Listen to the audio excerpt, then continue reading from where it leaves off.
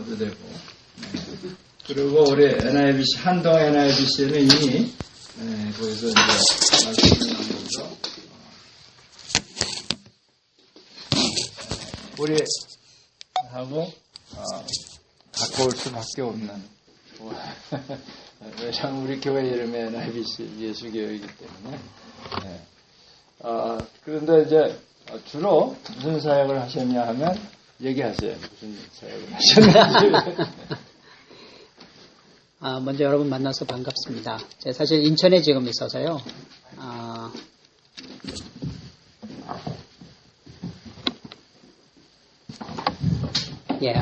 올라오느라고 조금 늦었습니다. 저는 94년도에 방글라데시 들어갔고요. 처음 들어갈 때 아들이 2살이었는데 그곳에 들어가서 딸 둘이 태어났어요. 큰 딸이 작년에 한동대에 들어가서 지금 새내기에 있습니다. 막내딸이 연년생으로 태어나서 걔도 이번에 들어와서 이제 재외국민 대학 시험을 다 치렀고요.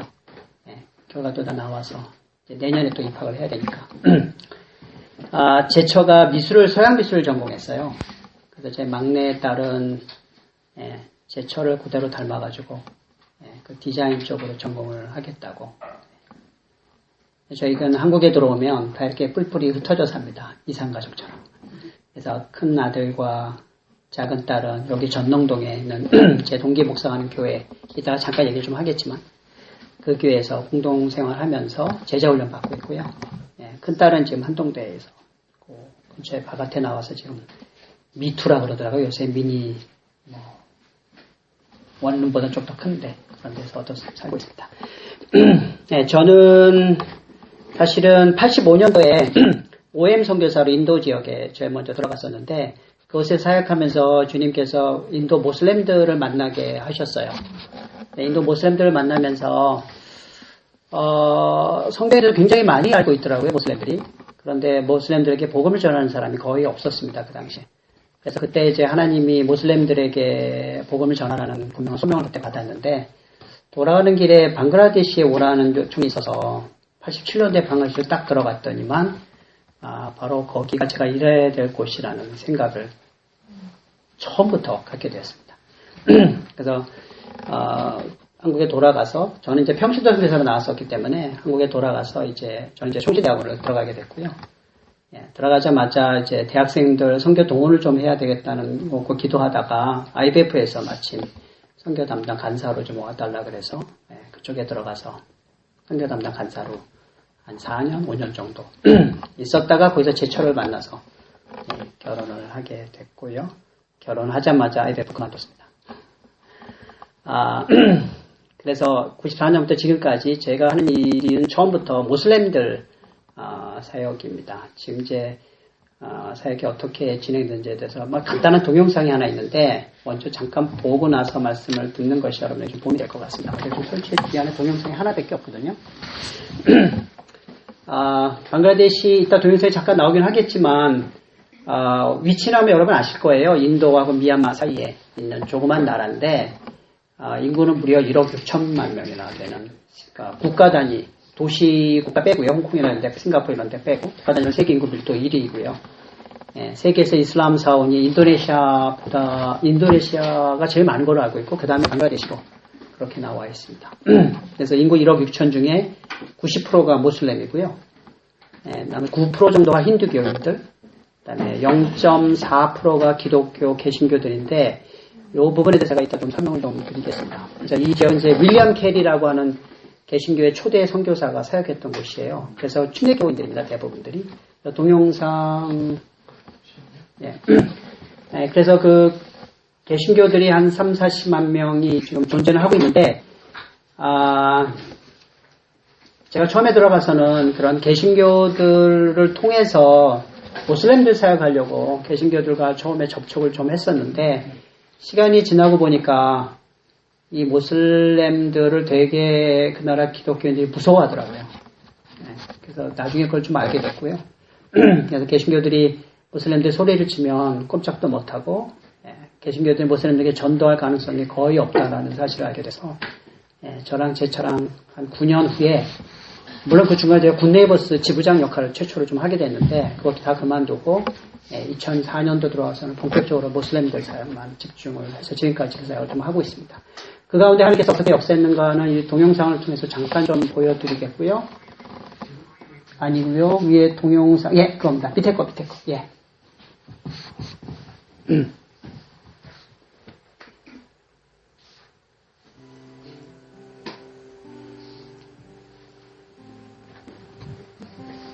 제가 만든 게 아니고 들어와 있던 우리 단기 선교사가 만든 거라서요. 좀 간단합니다. 좀 보시기 바랍니다.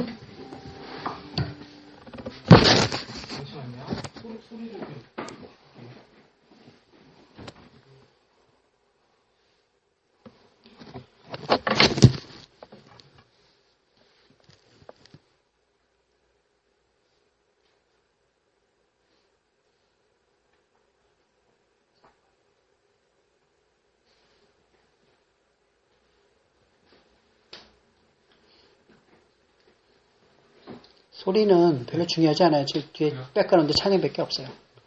신경 쓰지 마시고.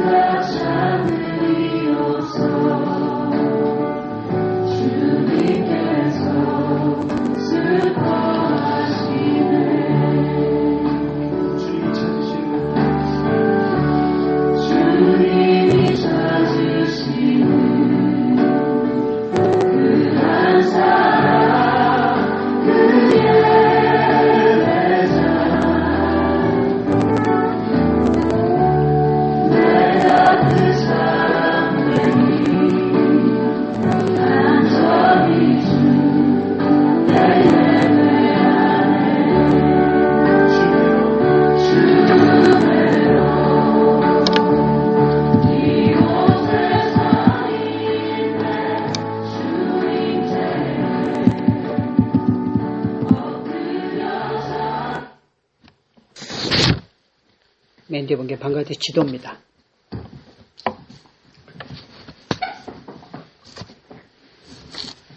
아마 중간에 그 이슬람 지도자 얼굴 좀 몇 개, 한 장 나오는데 보셨죠? 그 이슬람 지도자 모습 보시면 두려우세요? 또 한국에는 그 모슬렘들이 난리치는 사건들만 알려져가지고, 이제 여러분 어떻게 보는지 모르겠는데 저는 이제 되게 사랑스러워 보이거든요, 저분들의 모습들이. 사실은 전 세계 교회 역사 속에서 모슬렘들에게 전도해서 열매를 맺힌 사례들이 그렇게 많지 않고요. 사실 최근의 일들입니다. 오래전부터 미국이나 영국 선교사들이 모슬렘들에게 복음을 전했지만 사실 거의 열매가 없었어요.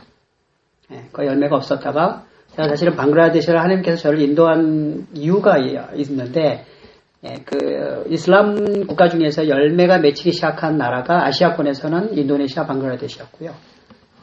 이 중동과 유럽에는 사실은 거의 열매가 없었습니다. 최근에 이제 열매가 조금씩 나오고 있는데 아까 이제 보셔서 알겠지만 저도 이 방글시 땅에 인구가 엄청나게 많기 때문에 수많은 모슬렘들을 바라보고 그 모슬렘들이 예배드리는 이슬람 사원, 모스크라고 하는 모스짓이라고 하는데 그런 걸 바라보면 좀 많이 좀 눌렸었어요. 많이 눌렸고 저들에게 어떻게 복음을 전해야 될 것인지에 대한 그 어떤 답을 좀 못 찾고 있었다가 저는 이제 감사하게도 하나님께서 저를 이제 이미 방글시 땅에서 열매들을 맺히고 있는 서양 선교사님들하고 교제를 하게 됐어요. 그래서 그분들로부터 굉장히 많이 배우게 되는데 그러나 그보다 더 중요한 것은 말씀이에요, 말씀. 이제 선교사들은 선교지에서 이렇게 어떤 큰 어려움에 봉착하면 그걸 헤쳐나가야 되는데 헤쳐나갈 수 있는 유일한 방법은 겨우 하나님이 주시는 말씀을 붙잡는 것 외에는 방법이 없습니다. 저에게 가장 크게 왜 이 이슬람 선교를 돌파구 줬던 말씀을 오늘 좀 함께 나누고 싶은데요. 고린도전서 9장 19절부터 24절까지 23절까지 말씀인데 이 말씀은 제가 한동대에서 NICB 모임에서도 나눴던 동일한 말씀입니다. 고린도전서 9장 19절부터 23절까지 다 찾으셨나요? 네, 한 목소리 읽겠습니다. 시작. 내가 모든 사람에게서 자유로우나 스스로 모든 사람에게 종이 된 것은 더 많은 사람을 얻고자 함이라. 유대인들에게 내가 유대인과 같이 된 것은 유대인을 얻고자 하며 율법 아래에 있는 자들에게는 내가 율법 아래에 있지 아니하니 율법 아래에 있는 자 같이 된 것은 율법 아래에 있는 자들을 얻고자 함이라. 율법 없는 자에게는 내가 하나님께는 율법 없는 자가며 도리어 그리스도의 율법 아래에 있는 자이나 율법 없는 자와 같이 된 것은 율법 없는 자들을 얻고자 하느라.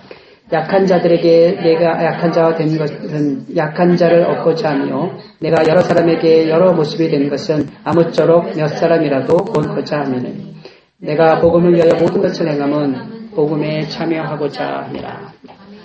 이 말씀이 이슬람 선교에 있어서 사실은 돌파구를 줬던 말씀이고요. 저도 개인적으로 이슬람 선교의 돌파구를 이 말씀 속에서 찾게 되었습니다. 이 말씀의 의미는 여러분 읽어서 금방 이해하실 거예요. 사도 바울의 복음을 전하다 보면 이제 유대인들을 만날 때가 있어요. 유대인들은 율법을 가진 자죠. 사도 바울은 복음을 알고 나서 이해하고 나서 율법이 필요 없다는 걸 알았어요. 그런데 그들에게 복음을 전할 때는 사도 바울이 어떻게 했냐면 내가 사실 율법 필요 없는데도 율법 아래 있는 자가 아니지만 율법 아래 있는 자를 얻기 위해서 다시 자기가 율법 아래 있는 자처럼 되어서 들어갔다고 얘기하고 있습니다. 율법 없는 자들, 그 이방인들이죠. 사도 바울은 사실은 그 이방인들도 잘 알고 있었어요. 원래 그 출신이 반은 사실 유대인이고 반은 헬라인이기 때문에. 근데 헬라인들에게 복음을 전할 때는 그들도 율법을 모르는 사람이기 때문에 율법 아래 율법 모르는 자야. 율법이 아예 없는 자들이니까 그들에게 접근할 때는 사도 바울이 어떻게 했냐면 자기도 마치 율법이 없는 자처럼 접근했다는 것이죠. 또 아주 약한 자들이 있는데 그런 약한 자들에게 복음을 전할 때는 자기도 약한 자가 되어서 복음을 전했다라고 얘기합니다. 이게 이제 사실은 사도 바울이 이 얘기한 것은 사실 예수님의 성육신 사역을 알았기 때문에 이 말을 이제 자기 사역에 적용한 것이에요. 사도 바울의 사역은요, 여러분이 자세히 공부하시면 전부 예수님에게 배운 것이에요. 전부 다. 이거는 예수님의 성육신 사역을 이제 자기가 직접 전도하면서 적용을 한 거를 이렇게 좀 풀어서 설명한 것 뿐입니다. 그래서 그동안 모슬렘 선교를 서양 선교사들 열심히 했는데도 거의 열매가 없었습니다. 제가 알고 중에 14년 동안 북아프리카에서 선교사를 했는데 떠나면서 단 한 명의 열매도 없고 떠나면서 하나님 앞에 눈물을 흘리면서 그냥 돌아가신 분도 제가 알고 있어요. 근데 이제 왜 그렇게 열매가 없었는지에 대한 평가를 하기 시작을 했는데 그 중에 하나가 선교사들이 복음을 전할 대상처럼 되려고 하지 않았다는 데 원인을 찾게 된 거예요. 그래서 이제 서양 선교사들이 이 특별히 방글라데시 땅에서 이런 사역이 처음 시작이 됐는데 모슬렘들이 왜 복음을 듣지 않을까? 왜 들어도 받아들이지 않을까? 왜 성경을 안 읽을까? 왜 예수님을 받아들이지 않나를 조사를 해보니까 그 원인이 모슬렘들에게 있다기보다는 먼저 선교사에게 있다는 사실을 알게 된 거예요. 그래서 그것을 깨닫고 선교사들이 이 말씀 그대로 복음을 전하는 대상에게 접근할 때는 복음을 전할 그 사람들에게처럼 되어서 가야 된다는 사실을 이제 성경의 구절을 근거로 해서 선교사들이 이제 정말 놀랄 정도의 변화가 이제 일어나기 시작하는 거죠. 그게 어떤 변화냐면 저도 이제 여러분 이제 보시면 알겠지만 제가 한국에 오니까 이제 한국 사람처럼 이런 복장하고 다니죠. 방글라데시 가면 급변합니다. 아까 보셨죠? 수염 기르고 그나라 복장하고 있는 모습도. 제가 방글라데시에서 이제 저도 이 사역을 받아들이기 시작하면서 제가 제일 먼저 한 몇 가지가 있는데 그 중에 먹는 것에 대해서 현지 음식을 주로 먹으면서 돼지고기를 끊었어요. 모슬렘 돼지고기 안 먹잖아요. 돼지고기를 먹으면 저희 집에 모슬렘들이 오지를 않습니다. 그래서 저희 집안도 모슬렘들이 항상 들어올 수 있는 그런 집의 모습으로 많이 좀 바꿨죠. 그리고 용어도 모슬렘들이 쓴 용어를 많이 써게 됐고요. 그리고 마침 감사하게도 성경 번역이 다시 새롭게 91년도에 시작이 됐는데 모슬렘들의 용어로 성경 번역이 다시 시작이 돼서 출판이 됐어요. 이게 사실은 방글라데시 모슬렘 예수를 믿게 된 커다란 계기이기도 해요. 그리고 저희가 기도할 때도 여러분 이제 기도할 때 자세가 어떻게 되죠? 한국 우리 기독교인들 기도할 때 이렇게 하죠. 모슬렘들 어떻게 기도하죠? 손을 이렇게 올려고 이렇게 기도합니다. 아니면 이제 부복하죠. 이렇게 부복. 성경을 보시면 어떤 기도 형태가 더 많이 나올까요? 이런 기도 없어요, 성경에. 성경에는 손을 올리고 하늘 향해서 기도하는 게 나와 있고요. 특별히 아까 시편 얘기하셨는데 다윗이나 주로 손을 올리고 기도했습니다. 아니면 이제 부복도 한 그런 기록도 되게 많습니다. 그러니까 모슬렘들의 기도 방식이 오히려 성경에 더 가까워요. 그러니까 선교사들이 이제 모슬렘들의 그 예배 양식, 알라를 섬길 예배 양식을 이렇게 하나씩 연구해 들어가면서 보니까 우리 기독교인들이 지금 하고 있는 것보다 더 성경에 가까운 거예요. 그리고 이제 저희가 예배를 부를 때 처음에는 저희가 저희들끼리 외국 사람들끼리 예배를 드렸어요. 왜냐하면 저희가 알고 있는 모슬렘 중에 예수 믿는 사람 한 명도 없었기 때문에 저희가 살고 있는 동네. 그러나 이제 뭘 알고 있냐면 모슬렘들 싫어하는 걸 저희들이 알았죠.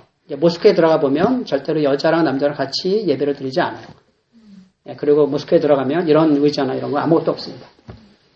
그래서 다 그냥 바닥에 앉아야 되고 그리고 뭐 이렇게 신으면 안 돼요. 그래서 저는 항상 이렇게 습관이 돼서 이제 목사님 갖다 주니까 센터를 신었지만 아무것도 안 신습니다. 양발도 안 신어요. 그게 왜 그러냐면 여러분 하나님이 모세에게 나타났을 때 뭐라고 했죠? 내 땅 걸어가지 너의 신발을 벗으라 그랬어요. 그러니까 신발을 벗는다는 게 되게 중요해요. 왜냐하면 신발을 벗으라는 의미는 지금부터 너는 내가 인도하는 대로 가라는 얘기예요. 근데 모슬렘들이 예배를 하러 들어올 때는 반드시 신발을 벗고 양발 다 벗고 발을 씻고 손 얼굴 다 닦고 우지라고 그러는데 그렇게 하고 들어와요. 저희도 그걸 이제 그대로 따라 했죠. 그대로 따라 했습니다. 그 다음에 이제 놀라운 사실은 이게 이제 결정적인 돌파구인데 모슬렘들이 믿고 있는 경전이 코란이에요. 근데 이들에게 성경을 갖고 전도하면 성경을 보는 순간 다 도망가고요. 성경을 갖고 전도하는 사람은 바로 고발이 들어갑니다. 성경 갖고 전도할 수가 없어요. 처음부터. 그래서 복음 전하기 되게 어려운 거예요. 그리고 이미 성경은 변질을 기독교인들이 시켰다고 아주 어렸을 때 가르치기 때문에 성경을 딱 보는 순간 다 도망가거나 아니면 성경을 만약에 만지면 자기도 더러워진다 생각해서 그냥 당장 버려버립니다. 이게 이제 모슬렘들의 반응이에요. 왜냐면 어렸을 때 그렇게 가르쳐왔기 때문에, 배워왔기 때문에.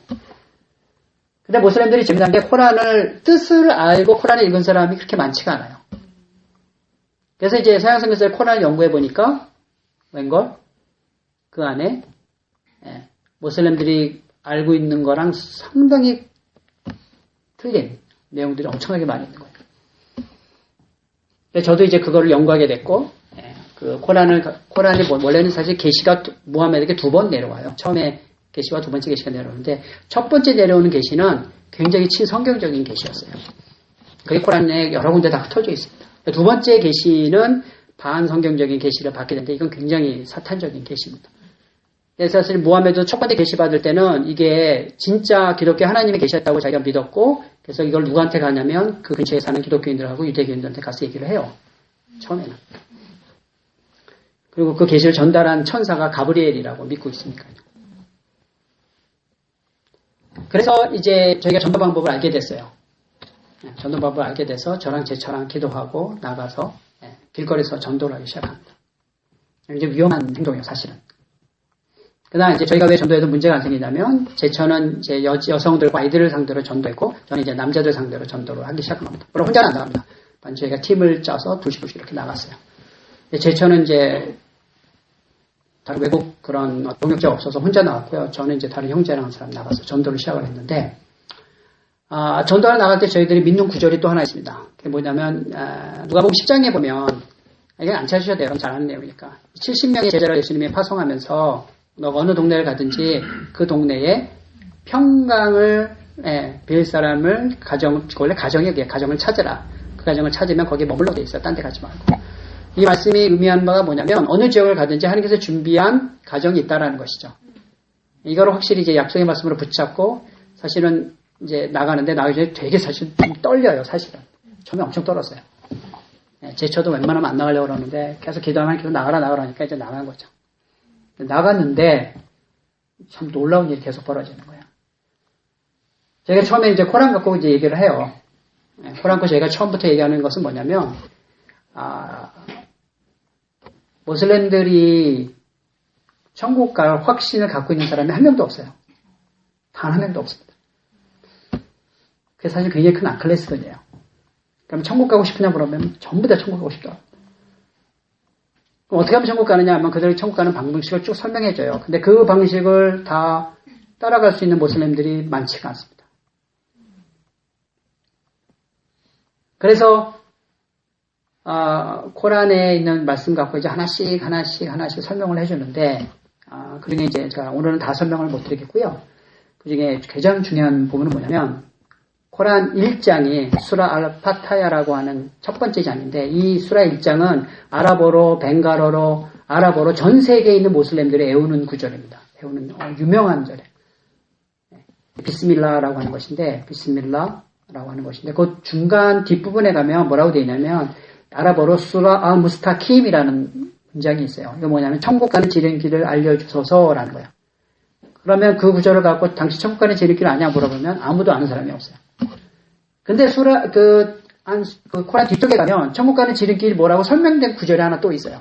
그 구절에 뭐라고 되어 있냐면 천국 가는 지름길은 알라, 즉 하나님을 경외하는 것과 두려워하는 것과 그리고 그가 보내신 예수님을 따르는 것이다 라는 구절이 있어요.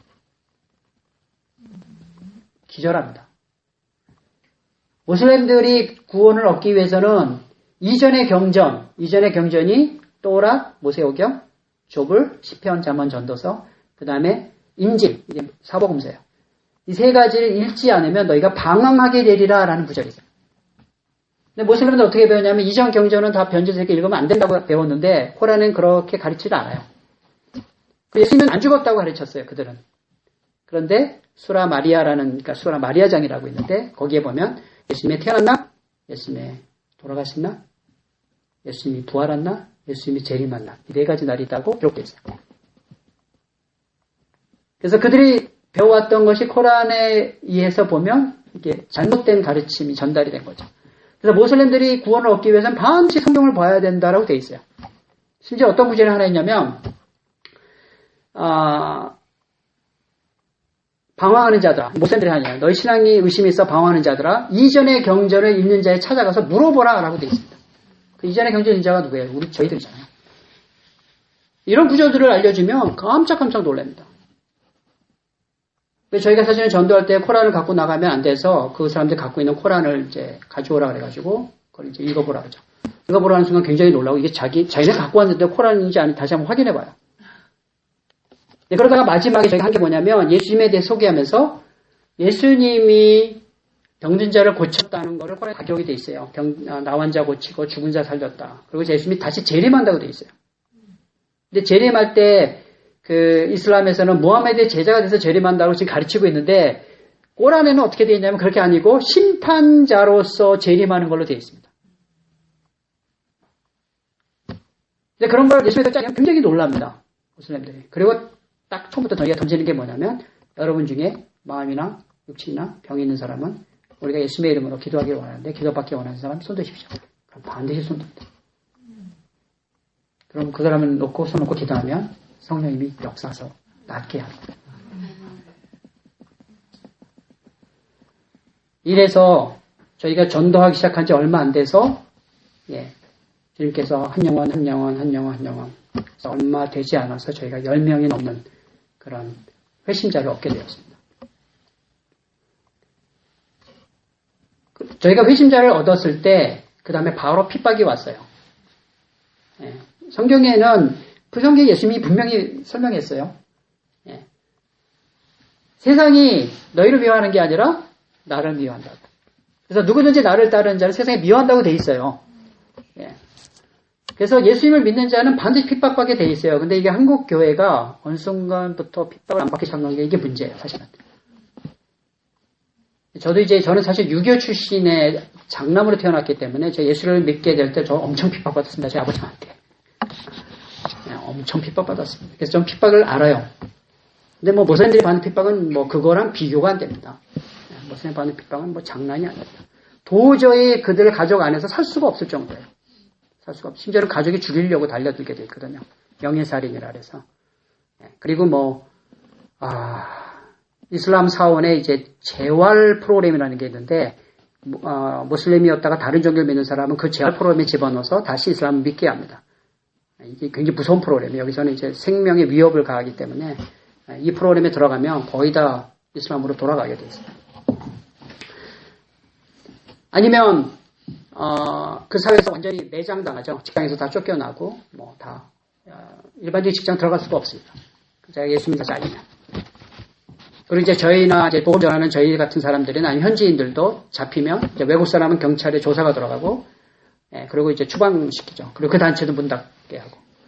저도 이제 전부 여러 번 조사받았습니다. 그리고 이제 저희 현지인들 중에서 복음을 전하는 잡힌 사람들은 감옥에 갖다 집어넣고 재판하는 거죠.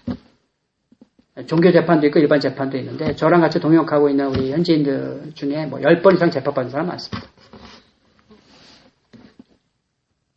이런 엄청난 핍박을 오기 때문에 그 전에, 아주 전에, 이런 사역을 하기 이전에 모슬렘 중에서 한두 사람이 예수를 믿었어요. 그러니까 믿고 나서 보니까 그 사이에서 도저히 살 수가 없는 거예요. 그래서 결국은 어떻게 할 수밖에 없냐면 그 나라를 떠날 수밖에 없는 거예요. 그 나라에 있으면 생명이 위험하니까. 그래서 대다수가 떠났어요. 미국이나 영국이나 이런 데로 가버렸어요. 그러면 그 다음에 어떻게 되죠? 전도가 안 이루어지는 거죠. 근데 조사를 해보니까 물론 죽은 사람이 있어요. 저희들 중에도 리더들 중에 몇 명 죽은 사람이 있습니다. 근데 다 죽이지는 않아요. 왜냐하면 생명이라고 하는 건 한인선에 달렸기 때문에 그들은 죽이려고 다 달린다 해서 다 죽이지 못합니다. 근데 재미난 사실은 리서치를 해보니까 핍박을 6개월 동안 잘 견디면 그 사회 안에서 핍박이 오더라도 계속 견디면 6개월 이후부터 핍박이 서서히 밑으로 떨어진다라는 게 리서치에서 나왔던 거죠. 그래서 이들을 통해서 다시 복음을 전하기 위해서 무슨 작업을 했냐면, 처음부터 예수를 믿는 예수를 믿고 나서 바로 저희가 너희들이 핍박이 올 거라는 얘기를 반드시 해줬어요. 준비하라는 거죠. 대비하라는 거죠. 그래서 굉장히 지혜롭게 그 문제를 대처하라고 했습니다. 그러니까 핍박이 왔어요. 핍박이 왔고, 재활 프로그램에 초대받은 사람도 있고, 집에서 집에서도 재판을 해요. 어른들이 불러다가. 종교 재판 걸리고, 심지어는 전도하다가 이제 일간 신문에 저희 단체 이름, 그 친구 이름, 감옥에 가서 한 3박 4일 정도 있다가 나오고, 재판이 들어가는데 재판이 일사부재리도 없어요. 한 번 재판을 저희가 이겼는데 또 재판. 계속 재판이 걸리는 거죠. 굉장히 힘들죠, 그들은. 저희도 괴롭고요. 사실은 그래서 너무 괴로울 때는, 빨리 하나님께서 저희를 추방시키기를 원했었어요, 사실은. 빨리 추방돼서 좋겠다. 왜냐면 제 이름이, 외국 사람 조사하는 경찰이 있는데, 그 부서에서 제 파일이 있어요. 제가 가서 제 눈으로 확인하고 왔거든요. 이상하게 추방을 안 시키는 거예요. 이상하게 추방을 안 시켜요. 경찰이 저한테까지 와서 조사를 했는데, 제 주변에 왔다 갔다 하는 거죠, 제 주변에. 제 현지들만 계속 불러다가 조사하는 거죠. 저 외국 사람 누구냐 도대체. 뭐 하는 사람이냐. 왜 예수님에 대해서 얘기하냐. 이런 식으로 계속 질문하는 겁니다. 그런데 재미난 사실은 현지인들 중에 예수를 믿게 하는 이 회심자 리더들 중에 아까 얘기했던 코란을 갖고 이 재판에서 빠져나가기 시작을 하는 거예요.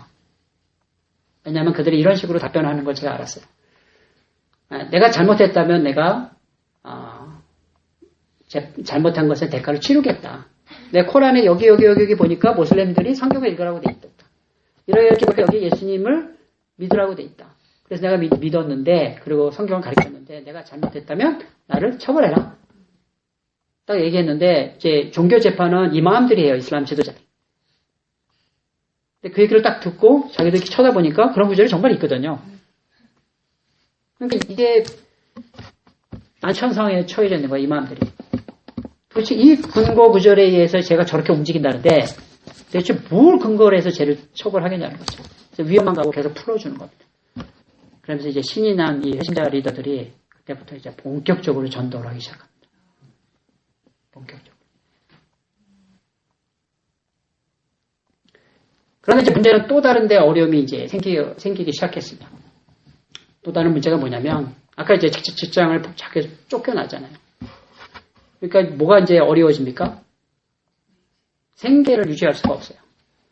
우리 선교사들은 이렇게 마음이 약해서 생계가 어려운 그 현지인들이 오면요. 어떻게 하죠? 꼭 이렇게 줘요. 돈을 줘요. 물론 이제 처음엔 줄 수 있어요. 근데 계속 주면 그 현지인들이 누구를 의존하게 되냐면 하나님이 아니라 선교사를 의존하게 되는 거죠. 그래서 실제로 이슬람 지도자들이 뭐라고 했냐면 쟤네들이 예수 믿은 이유는 그 돈 받으려고 예수 믿는다. 이렇게까지 얘기하는 이슬람 지도자도 있어요. 사실상. 그래서 저는 내가 밥을 굶어서 아사당하기 전까지는 안 줍니다. 사실 거의 안 줬어요. 그 생계 위험이 있어서 제가 돈 주는 경우는 없어요. 하나님께서 다 먹이시더라고요. 그래서 하나님께서 이것도 다 이제 말씀해 있는 건데 오늘 시간이 없어서 다 설명 못 하겠지만 사도 바울이 복음을 전하다가 돈이 떨어진 순간이 몇 번 있었어요.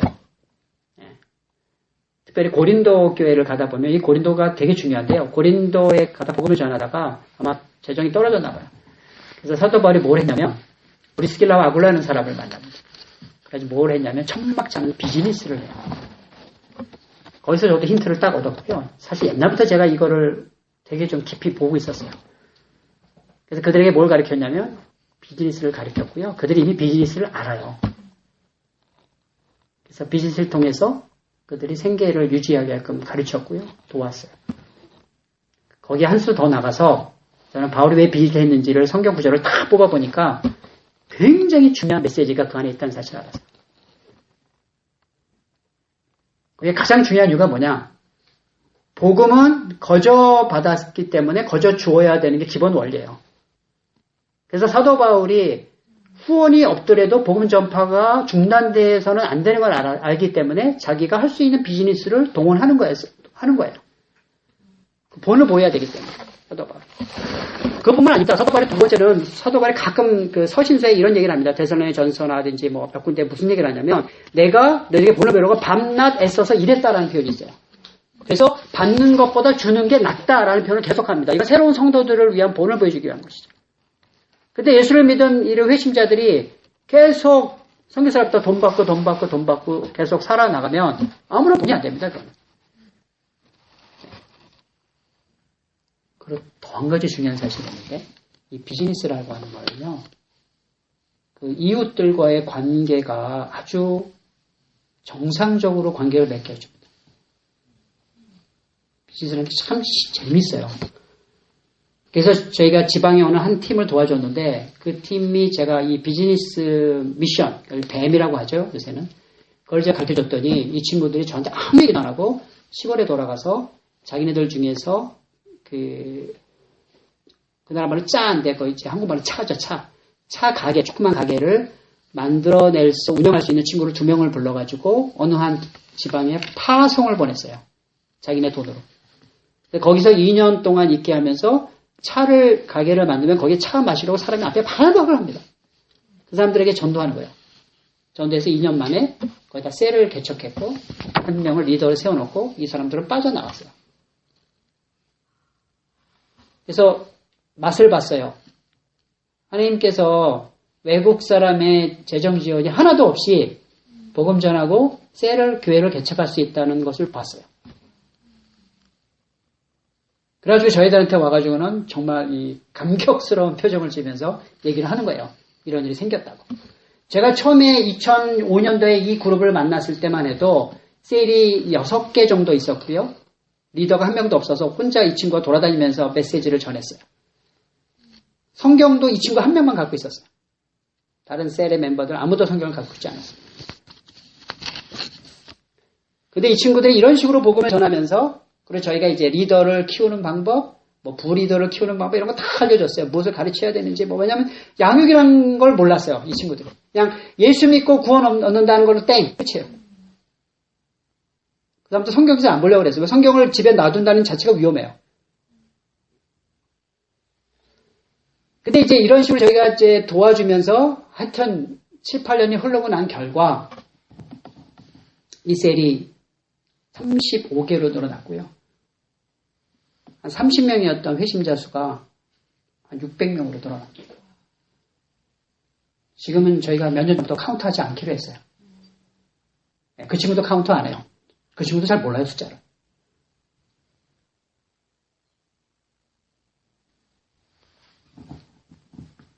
근데 재미난 사실은 이 친구 살고 있는 근처에 있는 한 도시에 저희가 갔는데 그게 국경 근처예요, 사실. 국경 근처에 갔는데 저희가 왜 갔냐면 이제 새로운 리더들이 계속 생겨나가니까 그 리더를 훈련시키기 위해서 갔어요, 사실은. 딱 갔는데 저녁 때 도착해서 식당에 가서 밥을 먹어야 되니까 식당에서 밥을 먹었는데 그 다음날 아침에 라운지에서 이상한 소리가 들리는 거예요, 자꾸.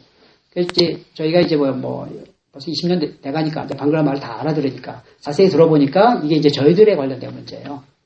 근데 무슨 얘기냐면 잘 들어보니까 지금 외국 사람이 여기 와 있는데 기독교인이라니까 복음 전화 왔다는 거예요.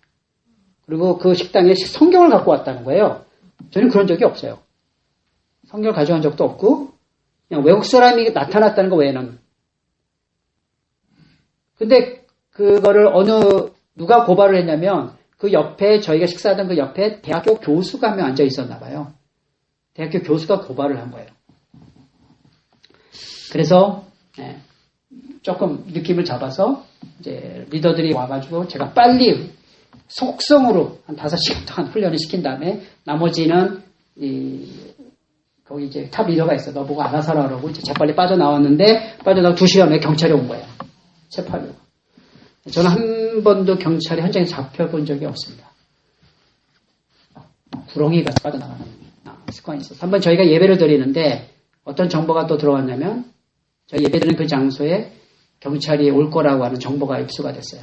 한 2년 전, 3년 전 사건입니다. 그래서 제가 재빨리 뭐라고 얘기했냐면 예배 장소를 옮기라 그랬습니다. 그래서 딴 데로 옮겼는데 그러니까 예배 오는 그 시간에 정확히 경찰과 이슬람 지도자가 나타난 거예요. 근데 감사하게도 왔는데 아무도 없는 거죠.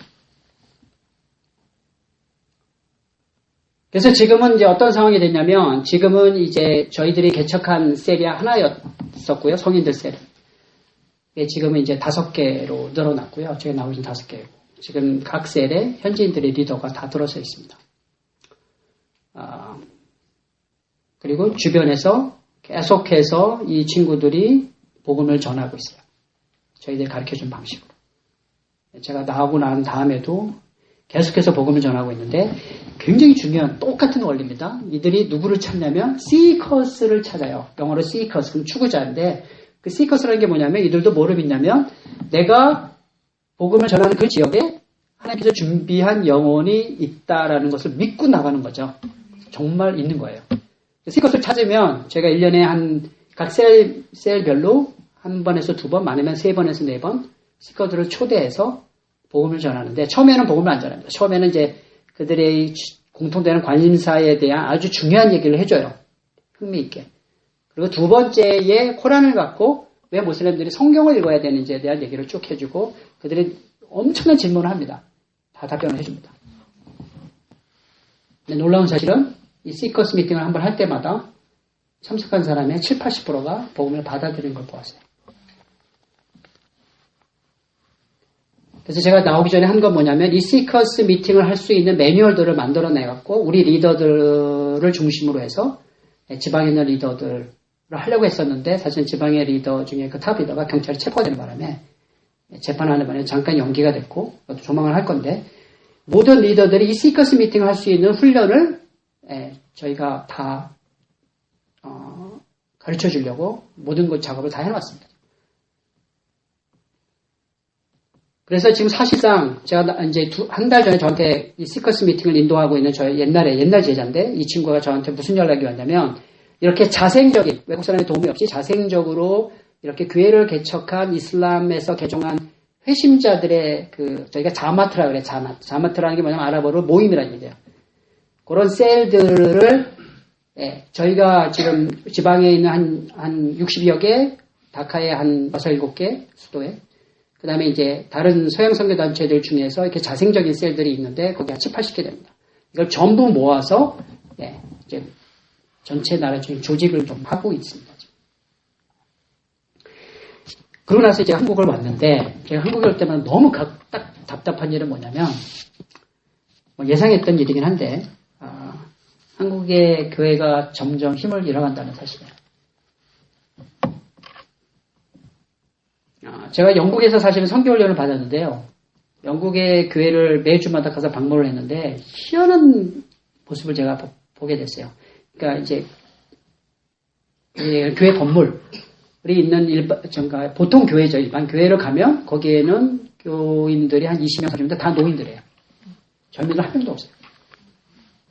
근데 그런 데 가서 메시지를 전하니까 저도 정말 힘이 없고 이 영국 교회가 왜 이렇게 됐나 계속 그런 질문이 있어서 계속 물어봤죠. 그런데 막 답변을 해줬어요. 영국 교회가 다 이런가? 어느 날 갑자기 제 팀 리더가 청년들이 모이는 집회 장소가 있대. 거기 가보자 그래서 이제 그리고 확 가는데 깜짝 놀랐어요. 저희가 거기 청년들 한 1000명이 몰려 있는 거예요. 근데 거기에 뭐 펑크족도 있고 펑크족 아시죠? 머리 이렇게 펑크족도 있고 뭐 엉망이 옷 입은 친구들 되게 많아요. 그러니까 마약한 친구도 있고 여기 1000명이 몰려 있는데 한 분이 나와서 복음의 메시지를 전하는데 그분이 완전 청바지에 뭐 티셔츠 하나 입고 탁 나오시는데 복음을 전하는데 아주 그러니까 예수님이 십자가에 달려 죽었던 못 있죠 못. 그 못 하나만 딱 들고 와서 그 못의 의미를 쫙 설명하는데요. 그 복음 메시지 듣고 그 펑크숍을 포함해는 모든 영국 청년들이 울면서 회개하기 시작하는 거예요.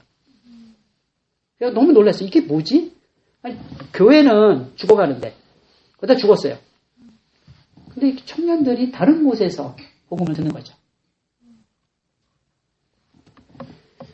지금 사실 제가 한국에 와서 사실 한국 교회가 이렇게 될 거라는 제가 생각을 오래전부터 좀 하기 시작을 했는데 그 이유 중에 하나가 뭐냐면 가장 중요한 이유는 한국 교회가 성경적으로 안 산다는 것이죠.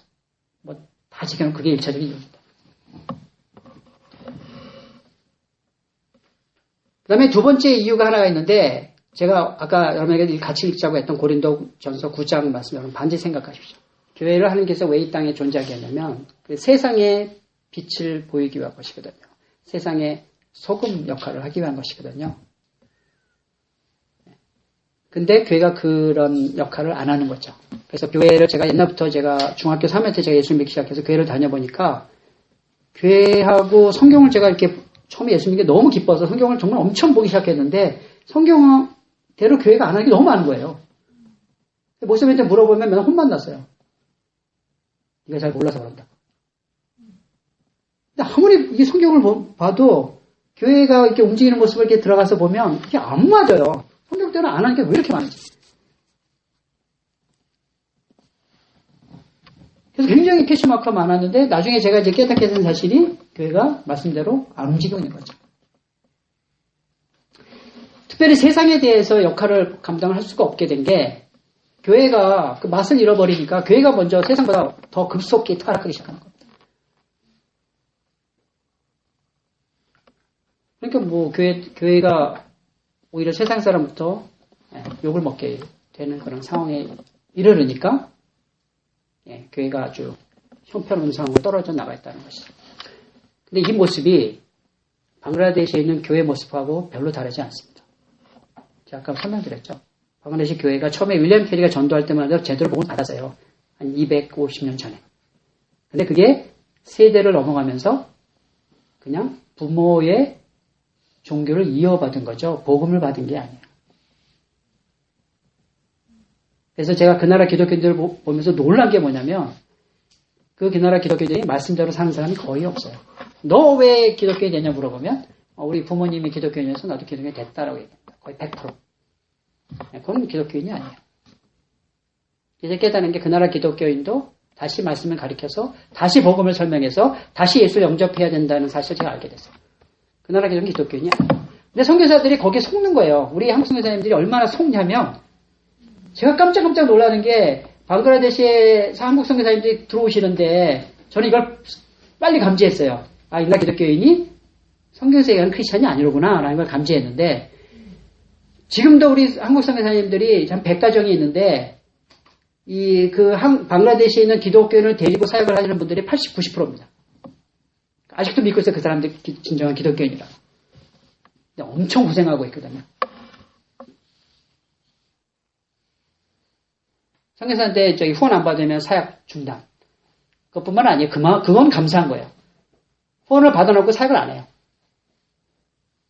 딴 데서 딴 일하고 있어요. 계속해서 전도자, 목회자들에게 월급 줍니다. 월급. 그래서 제가 뭐라고 얘기하냐면 그분들은 진정한 기독교인이 아닙니다. 얘기하면 제가 오히려 공격을 당했어요. 근데 오늘 한국교회의 모습이 거의 흡사한 거죠. 말씀대로 안 사는 거예요. 그러니까 우리가 복음을 잃어버리는 거죠. 복음의 능력을 다 잃어버리는 겁니다. 그래서 한국교회를 통해서는 사실은 복음이 앞으로 이게 전파될까? 정말 저는 퀘스천 마크예요.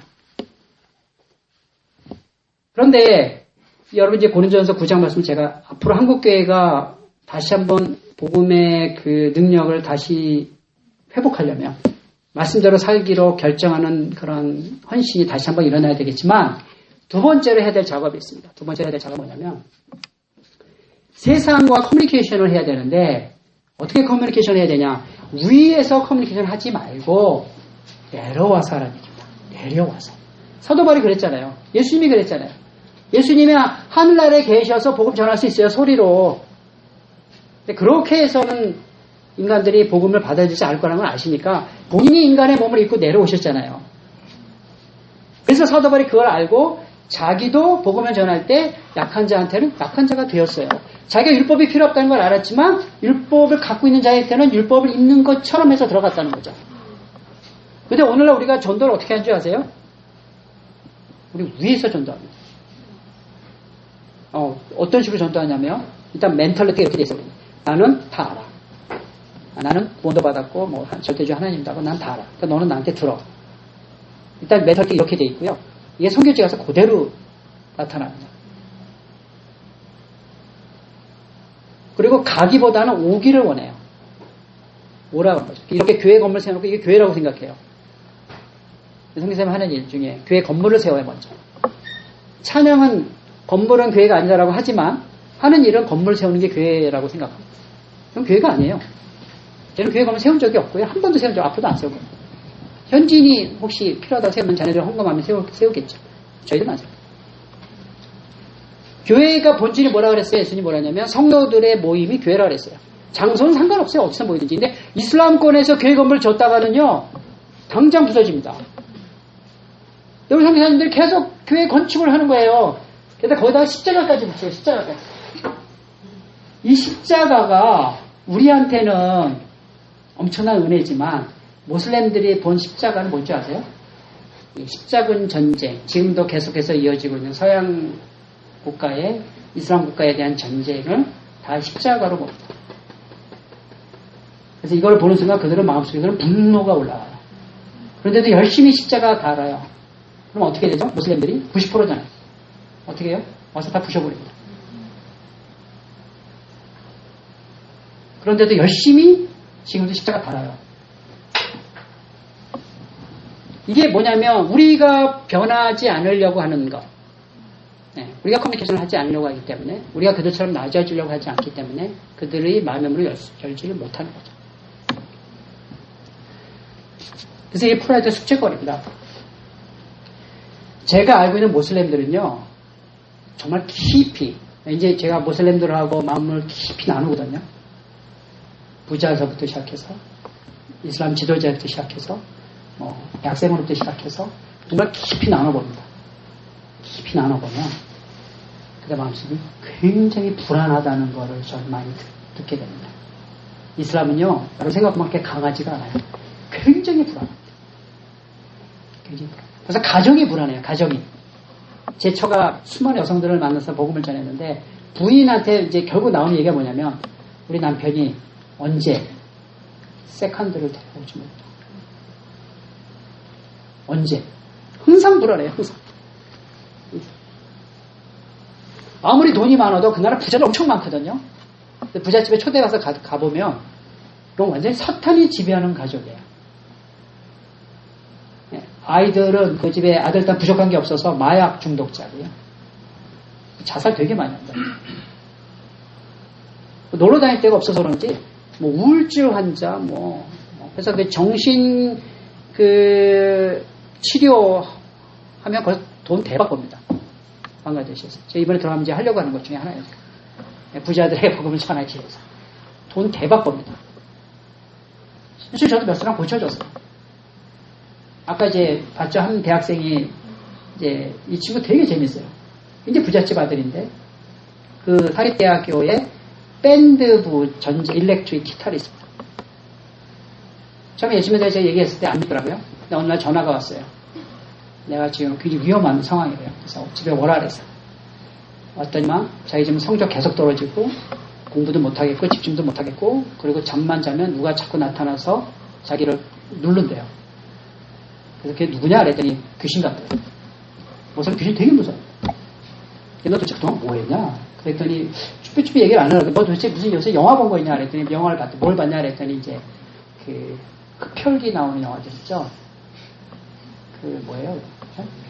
네, 좀비하고 그 여기 보는 트와일라이트 이런 거 엄청 본 거예요. 얘기를 들어보니까 그런 형태의 귀신인 것 같아요. 목을 문다 그러고 뭐 난리가 아니에요. 그래서 내가 옛날에 알려줬는데 예수님이 그 귀신을 물리쳐낼 수 있는 유일한 존재인 건 네가 아냐 그랬더니 뭐 지금 그 당시는 뭐 이제 자기가 살아야 되니까 다 필요 없어요. 안 돼요. 내가 지금 예수님이 기도할 테니까 받겠냐 했더니 뭐 옛날 같으면 안 받는데 뭐 받겠대요. 딱 기도하니까 그냥 넘어져요. 넘어지고서는 한 30분을 그냥 막 웩웩거리면서 막 아유 안 돼요. 그리고 30분에 깼는데 깨어나서 하는 말이 뭔지 아세요? 귀신 다 나왔다는 거예요. 지금부터 성경 보겠다. 물론 지금 그 다음에 저희들에게 안 나타났어요. 어디론가 도망가 버렸어요. 저희들. 미국 가 있어요. 미국 가서 미국에서 전화 한 통 왔어요. 미국 갔다고. 이게 뭘 얘기하냐면 그들이 사실은 하루에 5번씩 나마즈라는 기도를 하지만 알라를 만난 모슬렘이 한 명도 없습니다. 알라가 하라고 하니까 억지로 한 거죠. 알라랑 교제를 하는 사람은 한 명도 없어요. 알라는 두려워해서 무서워요. 그리고 얼마 전에도 성지순례하는 메카에서 사고가 났었죠. 제가 오래전부터 얘기했던 이슬람의 아주 치명적인 약점이에요. 성경에 성지라든지 뭐 성물이라든지 이런 거 못 만들게 돼 있어요. 성경. 이 세상은 결국 불로 다 없어질 거기 때문에 이 세상의 성물, 성지 이거는 한때는 금했었어요. 이미 구약에부터 다 금해버렸습니다. 근데 성지를 만들었잖아요. 성지를 만들면 옛날부터 거기 엄청난 사고가 생겼어요. 압사 사고, 뭐 심지어 회오리바람 나가지고요. 사람 엄청 죽었습니다. 이번에 너무 많이 죽어서 발표만 한 것뿐이죠. 옛날부터 엄청 죽었어요. 왜 거기 한 번 가면 모든 죄악이 다 사해진다고 가르쳐주거든요.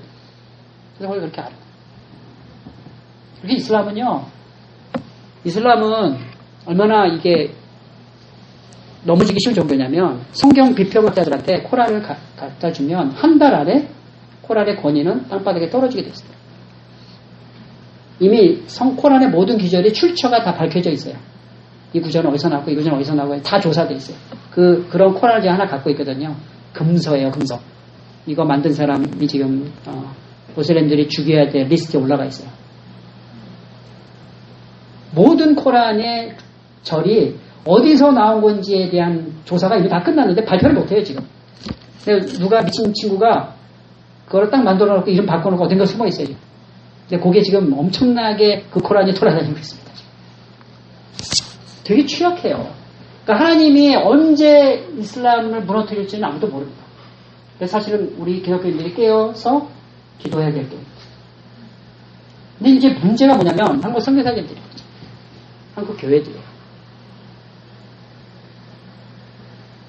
제가 하나님이 저에게 알려준 건 뭐냐면 모슬렘들에게 제가 가까이 가니까 모슬렘들의 상태가 얼마나 위험하다는 걸 제가 알게 됐고 그것을 알게 됨으로써 제가 그들에게 복음 전할 수 있는 통로가 뚫리게 된 거죠. 그들에게 다가가니까. 저는 그곳에 가서 한인교회도 안 다니고요. 인터내셔널 처치도 안 다니고 그 나라 지역교회도 안 다니고 저는 오로지 이슬람 사회에 남아있어요. 제가 코리안 무슬림이라고 생각해요. 이웃에서. 이상한 모습이죠. 저희들이 종교를 물어봐요. 저는 크리스천이라고 얘기 안 합니다. 크리스천이라고 얘기하면 모슬렘들은 어떤 생각 하냐면 술 먹고 담배 피고 포르노 영화 보고 생활이 엉망인 사람, 깡패 이런 사람들을 다 크리스천이라고 알려줬어요. 그래서 내가 크리스천이라고 얘기해버리면 그 다음부터 상대를 안 해요. 거리가 이렇게 떨어져요. 우리 성교사님 한 중에 자기 이름을 영어로 크리스티라고 붙인 사람이 있어요. 이 양반 참 깝깝한 친구인데 이 이름을 들고 모슬렘들이 90% 사는 데 가서 임대할 수 있는 집을 얻으려고 갔는데 너 이름 뭐냐 했더니 크리스나 그랬더니 너 기독교냐 그랬더니 기독교냐 그랬더니 가라. 집도 못 구해요. 왜 그러지? 쟤네들 저주받은 애들이야. 이렇게 생각을 해요. 저주 무슨 저주? 이게 눈꺼풀이 벗겨져야 되는데 눈꺼풀이 안 벗겨지는 거예요. 이 눈꺼풀 벗겨지는 것도 하나님께서 사도 바울의 눈꺼풀을 예수님이 강제로 벗겨줘야 벗겨지는 거지. 이게 사실은 우리나라 한국 지금 기독교인들에게 희한한 눈꺼풀이 몇 개 지금 씌여 있어요. 그 중에 하나는 물질 사상이 뒤집어 있었어요. 왜냐하면 기독교 안에 예수 믿으면 복을 얻는다라고 하는 맞으면서도 맞지 않는 그런 이상한 가르침이 들어와가지고 선교사님도 돈으로 사용합니다. 물질로 사용합니다. 물질로 하나님의 나라를 세울 수 있다고 생각해요. 물질로 하나님의 나라는 안 세워집니다. 필요는 하지만 물질로 하나님의 나라를 세워지지 않습니다. 그거는요 물질이 빠진 그 순간 다 무너집니다.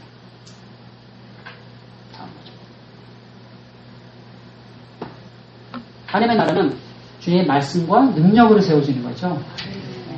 돈이나 물질로 세워지는 게 아닙니다. 그게 제가 필요 없다는 걸 얘기하는 건 아닙니다. 근데 우리에게 언제부턴가 그런 눈에 비닐이 하나 씌워진 거예요. 돈, 물질 사상. 그러니까 말씀을 보더라도 그게 그렇게 보이게끔 되는 거죠. 이 성경이 볼 때 정말 조심해야 될 게요. 이 서양 성경에서도 그런 잘못을 저지르는 걸 제가 여러 번 보는데 자기가 내린 결론을 지지하는 구절을 찾아내는 사람들이 있어요. 굉장히 위험합니다. 여러분 그게 눈에 보이셔야 돼요. 이 성경 말씀이 어떤 말씀인데요? 이건 하나님이 선지자나 사도를 통해서 계시한 말씀인데 이 말씀이 우리를 변화시키고 우리를 조명시켜야지 내가 갖고 있는 주장을 뒷받침하게 성경 말씀을 찾는다? 이건 굉장히 위험하고요. 하나님 심판받을 일입니다. 그래서 저는 저희 현지인들 아까 보셔서 알겠지만 현지인들에게 제일 제가 중요시 제자훈련 시킬 때 제일 중요시 여기는 게 뭐냐면 아침 경건의 시간이에요. 경건의 시간에 오늘 하나님께서 나에게 하라고 하는 말씀을 찾아내지 않으면 찾아낼 때까지 그 말씀 계속 보라고 합니다. 저희는 그걸 실현하고요. 오늘 구체적으로 하나님께서 이 말씀을 통해서 나에게 이거를 변화시키라고 했다. 이거를 바꾸라고 했다. 구체적으로 얘기해야 되는데 모슬렘도 이거 정말 못합니다. 모슬렘은 경전을 뜻을 알고 접근해 본 적이 없어요. 첫째. 항상 이렇게 보관해놨죠. 저 위에. 두 번째로 이 사람들은 그 프라이드가 심해가지고 자기 치부를 얘기를 안 해요. 치부 얘기하면 큰일 난 줄 알아요. 그래서 저희가 어떤 본을 보이냐면 저희 치부 얘기를 막 꺼내는 거예요, 저희가. 뭐 아주 들으면 얼굴이 빨개지는 얘기까지 저희가 막 해버렸어요. 제 철학, 작전을 짜가지고. 그랬더니 이제 이 친구들도 조금씩 얘기를 꺼냈는데 안에서 뭐 죄가 장난이 아니거든요. 저희 청년들이 주로 많아서 이 성적인 죄부터 시작해서 돈 그다음에 관계 죄 장난이 아닙니다. 서양 선교사들의 큰 약점을 제가 찾아냈는데 서양 선교사님들이 복음을 전할 때 이런 코란을 연구해서 모슬렘들을 설득을 시켜서 예수 믿는 사람을 만들어낸 경우가 너무 많은 거예요. 왜냐하면 서양 선교사 제가 규제를 너무 많이 해가지고 그분들이 안식년 하면서 저보고 좀 맡아달라고 하는 친구들이 있어서 제가 맡아서 훈련을 시켜봤는데 이상한 사람이 안 변해요. 도대체 왜 안 변하지? 그럼 계속 사건을 터뜨려요. 돈 사건, 여자 사건 도대체 왜 이러냐? 너 예수 믿는 친구니까 왜 이러냐? 핍박을 엄청 받았어. 집에서 쫓겨났죠. 다리 부러졌어. 손 부러졌죠. 엄청나게 핍박을 받았는데도 죄의 가운데 들어가 있어요. 여전히. 그래서 알고 봤더니 그래서 서양 사람들 만든 전도법을 제가 다 알고 있었지만 다시 한번 쭉 보니까 성경 말씀에 근거해서 보니까 그게 죄의 문제가 건드려져 있질 않아요. 그래서 굉장히 강력하게 죄와 싸울 것을 제가 저희 현지인들한테 얘기를 했어요. 왜냐하면 예수님이 베드로의 고백을 통해서 교회를 세워주실 때 세운다고 약속했어요. 거기에 무슨 선언을 하시냐면 내가 네 반석 위에 교회를 세우는데 이 교회가 음부의 권세가 이 교회를 이기지 못할 것이다 라고 했어요. 음부의 권세가 뭐냐면 결국은 사탄이나 세상의 죄거든요. 죄가 너를 꺾어뜨리지 못할 것이라는 건데 회심은 계속 죄한테 지는 거예요. 심지어 우리가 엔젤을 만들어서 저희 통해서 예수 믿는 사람들 여기 다 직원들이라고 했어요. 저 닭가서 맨날 출장비 뛰어먹는 거예요. 이제 저는 희한하게 하나님께서 귀신같이 하나 성령님의 조명하에 다 알게 해주는 거예요. 이게 고백을 안 했는데도 다 보여 이게. 얘 출장비 뛰어먹구나. 잡아놓고 너 왜 출장비 뛰어먹냐면 절대 안 뛰어먹어요. 저거 할 수가 없어요. 기도만 하자. 그럼 그날 밤 얘네들 또 기도도 되게 열심히 하거든요. 저희가 기도를 엄청 우리 한국 사람들 기도하는 부분이에요. 기도에 목숨 거는 거죠.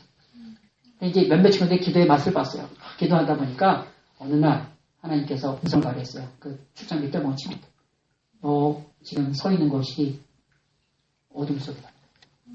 그 친구가 너무 놀라요. 그 다음날 아침에 나타나서 나타나서 돈 얼마 떼먹었는지 줄줄줄줄줄줄 고백을 하기 시작하는 거예요. 엄청 떼먹었더라고요. 이건 누구한테 배웠냐 그랬더니 그 전에 있던 기독교 NGO에서 선배들이 가르쳐줬대요. 각오한다.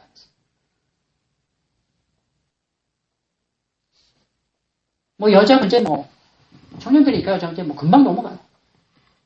근데 또 그 여자 쪽에서 제 와이프를 찾아와서 또 다 불어요. 어떻게 해야 되지? 그러면 그 형제를 붙잡아 놓고 이제 조심스럽게 잠깐 얘기 안 하다가 나중에 이제 다 불죠. 근데 놀라운 사실은 그러니까 이들이 죄와 싸움에서 어떻게 이기느냐? 우리가 사실 죄와 싸움에서 이길 수 있는 능력이 저에게는 없어요. 저희도 마찬가지예요. 성교사들의 제일 그 유혹이 뭐냐면 이제 저희도 후원을 받잖아요. 후원비가 모자랄 때도 있지만 많이 들어올 때도 있어요. 많이 들어올 때가 문제예요. 그래서 저는 이거를 어떻게 했냐면 제가 저를 개인적으로 후원하는 후원금과 그다음에 프로젝트를 후원하는 후원금은 구조가 틀려버려요. 아예 처음부터 사단이 장난 못 치도록 딱 잘라버렸어요. 그럼에도 불구하고 유혹이 와요. 어떤 분이 와서 저희는 이제 약간 국제적으로 네트워크를 하고 있어서 말레이시아 목사님이 와서 5,000불을 주고 갔어요. 그래서 이거 어디에 쓰면 전 반지 물어봐요. 어디에 써야 됩니까? 그러면 알아서 쓰십시오. 이런 얘기 할 때가 있어요. 아, 이게 되게 난감해요. 그냥 이렇게 뭐 이걸 왜 쓰십시오? 그러면 속 편한데 알아서 하십시오. 이렇게 되면 이제 난감해집니다. 그럼 이제 그걸 놓고 기도해야 돼. 하나님 이거 왜 주셨습니까? 왜? 그럼에도 불구하고요. 특별히 이제 우리 아이들이 이제 대학을 들어가잖아요. 그래서 거기서 이제 치명적인 약이 여기서 터져요. 애들 대학을 들어가는데 한국의 대학을 들어가면 그나마 괜찮아요. 저희는 이제 빈민 가족이기 때문에 저희 집도 없고 차도 없고 아무것도 없어서 국가 장학금이 나와요. 그래서 대충 떼올 수 있어요. 사실은. 감사합니다. 미국을 가요. 미국 대학 등록금 아시죠? 총장 장학금을 받아도요. 한 학기에 1,000만 원이 필요합니다. 선교사가 1,000만 원 어디서 됩니까? 이때 이제 선교사 장난하기 시작합니다. 제가 알고 있는 선교사님들이 이 장난에 들어간 사람 되게 많아요. 내가 하나님 모르실 것 같아요? 아시죠? 그래서 선교사를 결국은 이렇게 꺾어 놓습니다.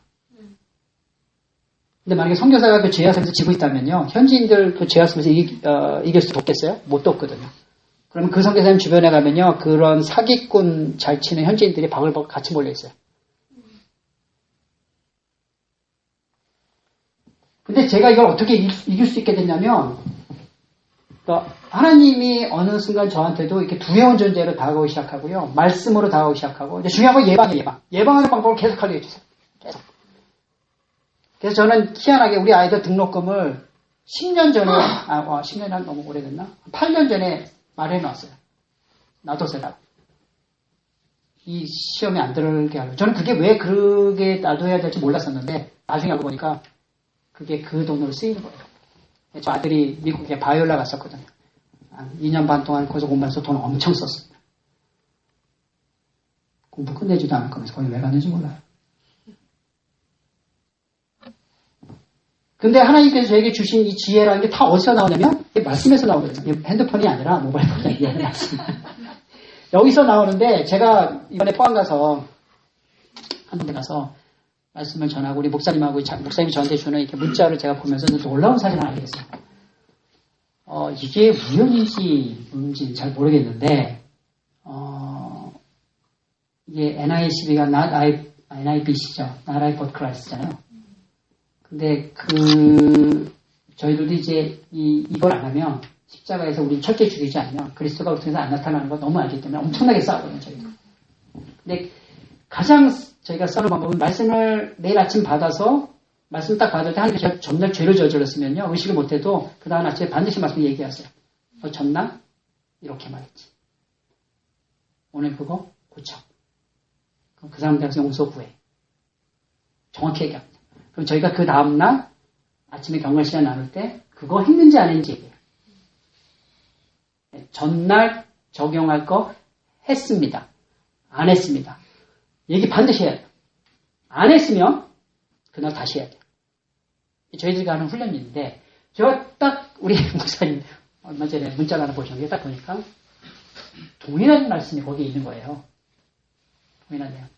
제가 포항에서 우리 학생들한테 주로 한 내용이 그 내용이었어요. 여러분들에게 말씀이 와서 여러분이 죽어야 그 말씀이 여러분 삶 속에 적용이 될 수 있는데 그러면 여러분은 이 세상이 아무리 힘들어도 하나님이 쓰시는 인물이 될 것이라는 거죠. 성육신이 되는 거죠. 성육신. 말씀이 그 사람에게 들어가면서 그 사람이 하나님이 사용하는 도구가 되기 시작하면 그 사람 중에 하나님께서 무슨 일을 이룰지는 아무도 몰라요. 뭐 한국이 예를 들어서 뭐 취직이 굉장히 어렵다 그랬죠. 물론 이게 하나님이 주신 말씀대로 안 했기 때문에 이래요. 사실은.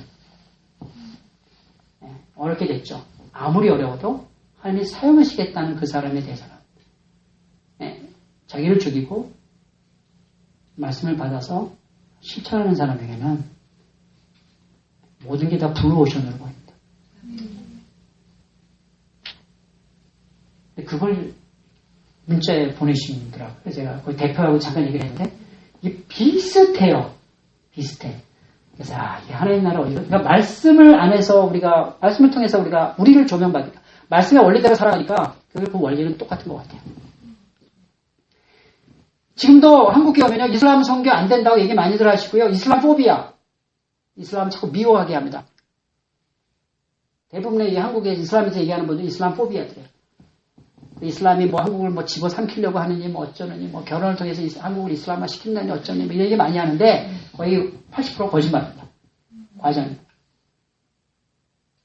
그리고 그 증오라고 하는 포비아라고 하는 증오라는 그 자체가 성경하고 반대되어 있습니다. 이렇게 또 얘기하는 분도 있어요. 이슬람은 미워야지만 모슬렘은 사랑해야 된다. 말도 안 되는 소리 하지 마세요. 그 두 개가 붙어 있어요. 그리고 이슬람이 왜 생겼는지 아세요? 이슬람이 누구의 후예라고 그러죠? 모슬렘들이 누구의 후예라고 그래요? 이슬람 자기네들. 이스마엘의 후예라고. 이스마엘 누구 아들이에요? 아브라함의 아들이에요. 네, 아브라함의 아들이에요. 아브라함이 이스마엘 어떻게 태어나게 했죠? 네, 하갈이 태어났는데 하갈하고 원래 결혼하게 돼 있어요? 안 돼 있어요? 누가 하갈하고 결혼시키겠죠? 사라가 누구예요? 아브라함의 부인이요. 그럼 이게 결국 누구의 실수로 태어난 아들이에요? 여자예요. 네, 아브라함과 사라 둘이 실수한 거잖아요. 우리 조상이 믿음의 조상이 누구예요? 아브라함이에요. 그러니까 우리의 조상인 아브라함의 실수 때문에 생겨난 그룹이에요. 뭘 미워해요, 미워하기는. 우리가 저지른 사생아라고 하면 안 되지만 우리는 이복, 형이에요. 엄밀하게 따지면. 근데 뭘 거기다 대고 뭐 지원하라 그래요. 이 성경하고 말이 안 맞아요. 그래서 한국 교회들이 뭐 이슬람을 무서워해요. 그러고 그러니까 전도도 잘 안 되죠. 무서워하면 어떻게 되죠? 무서워하면 결국 그 사람 상대를 공격하게 돼 있습니다. 결국은 공격하게 돼 있습니다. 그래서 여러분 안 알려진 사실이 있는데 나이지리아에 지금 기독교만 무슬림들에 의해서 공격당한다고 지금 이렇게 언론에 나와 있지만요. 나이지리아 기독교인들로 무슬림 불화가 엄청나게 다 파괴시키고 있습니다. 왜요? 그 안에 증오심이 있기 때문에. 엄청나게 파괴시키고 있어요. 그 얘기 안 해요. 나이지리아 선교사님들은 안 해요. 그러면 그런 증오를 유발시키는 그것이 한국교회에 깔려 있는 거죠. 되게 조심해야 됩니다. 그래서 우리에게 정말 중요한 건 뭐냐면 하나님께서 지금은 어떤 작업을 하고 계시냐면요. 하나님의 나라, 하나님의 나라를 성경적인 하나님의 나라를 일으키신 작업을 하고 있는데 만약에 교회가 그 모습을 잃어버리면 하나님 교회 필요 없어요. 그 교회, 제가 얘기하는 교회라고 하면 지금 우리 눈에 보이는 교단이라든지 이 교회들 필요 없습니다. 언제든지 하나님께서 역사를 보시면 알죠. 하나님 포기하십니다. 새로운 교회를 일으키십니다. 아까 제가 영국에 설명드렸죠. 새로운 교회를 일으킵니다. 제 동기 목사가 한 명이 있는데 이 얘기만 드리고 여러분에게 좀 오늘 메시지 좀 마무리하려고 하는데 우리 청년들이 교회 안 온다고 그랬죠. 근데 제가 그 교회 가서 깜짝 놀랐어요. 한 5년 전에 그 친구가 저랑 같이 신자서 공부했기 때문에 저를 어떻게 찾았어요. 제 친구랑 같이 공부했기 때문에. 저보고 교회 오라 그러더라고요. 그래서 교회를 딱 갔는데 깜짝 놀랐습니다. 청년들만 다 90%가 청년이에요. 다 대학생들이라고 그러더라고요. 이게 어찌 되니? 물어봤어요. 이게 어떻게 된 거냐? 그냥 보래요. 이렇게 보니까 이게 이상해요. 교회가. 부목사 있냐? 없대 하면. 전도사 있냐? 없대요. 그럼 도대체 누가 이 교회를 같이 하냐? 그랬더니 자기가 키운 제자들이 있다. 그래서 이제 다 만나봤어요. 제자들. 뭐 직장 다니고 뭐 조교고 뭐 다 그렇더라고요. 한 번은 수련회 때 설교하러 오라 그랬어요. 그래서 수련회 갔어요. 갔더니 기존 성도들 처음에 제가 한 5년 전이니까 한 600명, 700명이 앉아있고 이 사람들이 전도한 사람이 300명이 따로 와 있는 거예요. 그래서 이 수련회는 기존 성도를 위한 수련회가 아니고 그 전도하고 300명을 향한 수련회예요. 완전히 수련회 개념이 완전히 뒤바뀌었어요. 그래가지고 도대체 뭘 퍼포먼스를 하는가 봤더니 힙합을 그 600명에서 힙합 잘해주고 불러다가 6개월 동안 하드 트레이닝을 받아가지고 한국의 그 힙합 전문가 저리 가라는 힙합이 나와요. 근데 그 안에 메시지들이 복음 메시지 다 들어가 있는 거예요. 그리고 젊은이들이 갖고 있는 그 고민하는 내용들이 그 안에 다 들어가 있는데 그 300명 청년들이 거의 초대받아 왔는데 그걸 딱 보는 순간 벌써부터 흔들기 시작해요. 흔들기 시작해요. 메시지도 그 사람들에게 다 초점이 맞춰져 있는 거예요. 그래서 제가 너무 놀래가지고 그 친구는 저보다 나이가 하나 어린데 제가 이제 지난번 안식년 때 제가 무슨 요청을 했냐면 야 너가 하는 제자훈련 프로그램에 내가 들어갈 테니까 너 나를 좀 가르쳐라 했습니다. 근데 좋다고 하더라고요. 그래서 1년 동안 배웠습니다. 그래서 놀라운 사실을 알게 됐습니다. 그들이 뭐라고 했냐면 아까 제가 얘기했던 고린도전서 9장 그대로 하고 있는 거예요. 뭘 하고 있냐면 지금 한국의 청년들이 가지고 있는 문제점, 그들이 던지는 질문, 절대자에 대해 던지는 질문, 기독교에 대해 던지는 질문들에 대한 답을 성경에서 다 찾아냈어요. 그리고 청년들이 저질러서 그들 인생을 망치고 있는 것에 대해서 거기서 어떻게 빠져나오는지에 대한 도와주고 있는 리더들, 도와주는 시스템들을 다 만들어놨어요. 그러니까 매년 그 교회에서 완전히 생짜, 예수를 모르는 한국의 청년들이 500명씩 들어옵니다. 매년. 지금 한 2,000명이 왔어요. 그래서 저희 큰아들 거기에 뿅 간 거예요. 그래서 미국에 있는 대학 때려치고 그렇게 들어간 거예요. 제 막내딸도 지금 그래서 그쪽에 아직 대학 안 들어갔지만 그쪽에서 그리스도의 제자가 되고 싶다고 해서 그렇게 간 거죠. 그래서 한국의 젊은이들이 교회 안 온다? 이건 말이 안 돼요. 제가 보기에. 왜? 그들이 하나님에서 멀리 떨어졌을 때 그들의 인생이 얼마나 망가지는가를 그들은 경험하고 있거든요. 누군가가 도와주길 기다리고 있던 거예요. 물론 그들은 성경도 보고 싶지 않고 기독교도 싫고 교회도 싫고 다 싫지만 그 리더들이 저는 도와주는 것을 보면서 내가 놀랐습니다. 그 리더가 될 때 첫 번째 던지는 질문이 뭐냐면 이런 질문이에요. 저 굉장히 충격 먹었어요. 서도발이 가끔 그런 표현을 쓰는데 내가 전도한 사람 내가 낳았다 그러거든요. 너희를. 낳아서 내가 그 낳은 내 영혼을 내 자식을 위해서 내 목숨을 내놓을 수 있느냐. 이걸 사도발이 계속 얘기합니다. 내 목숨까지 내놓을 수 있다라고 얘기합니다. 사도발이. 그렇죠? 예수님이 그랬잖아요.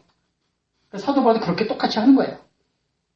근데 그 리더들한테 뭘 물어보냐면 너가 전도한 그 영혼을 위해서 너 목숨 내놓을 수 있어. 그걸 증명해내야 돼요. 그거 어떻게 증명해요? 어떻게 증명하시겠어요? 제가 그걸 너무 충격을 먹어서 제가 저희를 통해서 예수를 믿는 회신자들 놓고 얘들을 위해서 내가 죽을 수 있을까? 근데 아까 제가 설명했죠. 얼마나 거기에서 빠져나왔지. 쑥쑥 빠져나왔거든요. 현지들 막 걸리고 재판 받고 막 난리를 치는데 저는 막 뱀같이 빠져나왔거든요. 그래서 제가 제자한테 물어봤어요. 나는 죽을 수 있을까? 근데 자신이 없는 거예요. 그래서 제가 깨달은 게 있어요. 내가 복음에 대해서 아직 잘 모르고 있구나. 복음이 내 가슴 한복판에 들어가 있지 않구나라는 걸 제가 알고 있어요. 하나님께서 저를 아프시게 하셨어요. 이 병에 걸려서 일주일 동안 잠을 못 자고 막 병원에 실려가고 막 안병동식에 들어가고 뭐 그래서 암 환자랑 똑같이 제가 몇 주 지내봤어요.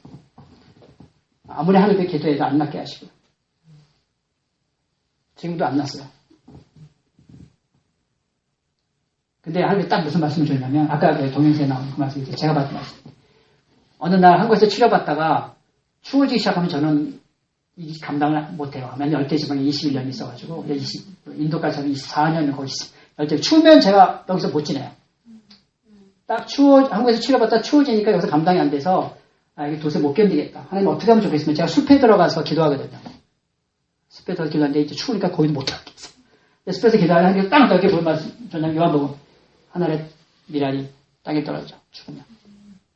그래서 하나님 제가 방갈대 땅에 가서 죽으라고 하시는 그래서 지금 다 싸고 몸이 굉장히 허약한 상태에 들어갔어요. 죽으러 들어갔어요. 40천만. 네. 아이나라까 들어가니까 더 안 좋아하기 시작하는 거예요. 더. 이제 장대부스 걸리고 설사병 걸리면서 살이 더 빠지기 시작합니다. 이제 아예 일어나지 못했어요. 누워있는 상태에서 일어나지 못했어요. 근데 제가 하나님께서 받은 말씀이 있었기 때문에 제가 크게 흔들리지 않았어요. 이렇게 죽는구나. 내가 죽으면 하나님께서 미랄 땅에 떨어져 죽어야 열매를 맺히니까. 하나님께서 제게 뭘 가르쳐 주려고 했냐면 네가 복음을 받아들인 사람이라면 내가 나의 사랑하는 그런 제자들과 인간들 위해서 내 생명을 내놨듯이 사도바리 그런 삶을 살았듯이 너도 그 삶을 살아야 되는데 왜 이렇게 안 사냐 이거예요. 살아라 이거죠. 그래서 그렇게 기도하고 있는 순간 하나님께서 어느 날 밤마다 저랑 제처럼 기도하고 있는데 딱 기도하는데 제처가 왜 저를 딱 기도하는데 제가 갑자기 뒤로 펑 나가 잡아진 거예요. 그래서 제처한테 왜 미냐 그랬어요. 힘도 없는데 밀지 말라고. 안 밀었다는 거예요. 근데 딱 그때 느낌이, 희한한 느낌이 저한테 왔어요. 물론 제가 그 이전에도 성령 충만, 성령 세례, 저 원래 예수전자 출신이에요, 사실은. YM 출신에서 이런 거 되게 경험을 많이 했지만, 이건 뭔가 또 새로운 거예요. 그때부터 이상하게 몸이 회복되기 시작하는 거예요. 이명은 그대로인데, 그다음부터 일어나기 시작하고, 걷기 시작하고, 뛰기 시작하고, 제가 또 만든 그 자료가 하는데, 그다음부터 축구를 하기 시작했어요. 나오기 전에 옛날부터 축구 미니스를 했었거든요. 워낙 축구를 좋아했어요. 제가 지금 나이가 67, 68세인데, 20대, 30대랑 축구해서 제가 골을 가장 많이 넣었습니다. 제가 스트라이커예요, 스트라이커. 나를 어느 팀에 데려가냐에 따라서 그 팀이 우승하는 게 나중에 자주지 될 정도로. 그래서 그렇게 저를 회복시키신 거예요. 그리고 어느 날 드디어 제가 현지인에 무슨 신분을 시켰는데 그 현지인이 잡혔어요. 제 제자중 한 명이. 그 사장한테, 어느 외국 그 현지 사장한테 잡혔어요. 전화가 왔어요. 당신이 보낸 걸 알고 있는데 얘를 내가 경찰에 넘기겠다 그러더라고요. 옛날 가셨으면 뚝 빠져나갔죠. 그 순간 하나님께서 저에게 가르친 게 있어서 잠깐 기도하고 제가 그 친구한테 뭐라 했냐면 내가 보낸 사람이고 내가 잘못한 거니까 내가 거기 갈 테니까 나를 잡아라. 걔를 아무리 잘못했다 풀어줘라. 그러니까 어디냐? 나 간다 그랬어요. 그랬더니 그 사람이 급 당황하기 시작하더라고요. 아니 당신까지 올 필요는 없다고. 괜찮다고. 네, 풀어주겠다고. 그래서 걔가 풀려났어요. 근데 걔가 뭐를 봤냐면 보스라고 하는데 사실 이게 좀 용어가 이상한데 그 나라 문화는 보스라고 해요. 어쨌든 나의 보스가 나를 위해서 자기 생명까지 내놓으려고 하는구나. 그러면요 그 제자가 그 보스 말을 안 듣겠습니까? 오늘날 이런 관계가 안 생겨서 한국교회가 지금 망가질 겁니다. 그래서 그 교회 리더들이요 그 자기가 전도했던 그 영혼이 예를 들어서 술 중독 걸렸다든지 뭐 아니면 춤 중독이 걸렸다든지 아니면 무슨 뭐 게임 중독 걸렸다든지 거기를 빠져나가기 위해서 어느 정도까지 돕느냐 그럼 상상을 초월하게 합니다. 상상을 초월하게. 그래서 그 친구들이 그 사랑에 녹아버렸어요. 결국 그거 다 끊어버리는 거예요. 도대체 예수님이 아니고는 이렇게 나에게 사랑을 줄 수가 없는데 어떻게 나에게? 나 부모님한테도 이런 사랑 받아본 적 없다고. 부모님한테도. 심지어 어떤 명령이 하냐면 춤추는 중독 걸린 자매가 있었는데 그 춤추는데 가요. 리더가. 가요.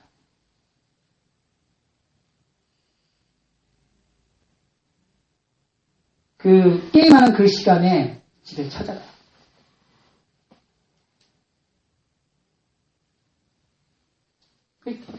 말씀대로 살면 그 힘이 나와요. 그러니까 그 청년들이 예수를 몰랐던 청년, 복을 몰랐던 청년들이 그냥 그 사랑을 처음에는 거부하죠. 왜 오냐 이런데. 내가 너를 끝나는 때까지 난 여기 오겠다고 하는 거죠. 거기 다 녹아버리더라고요.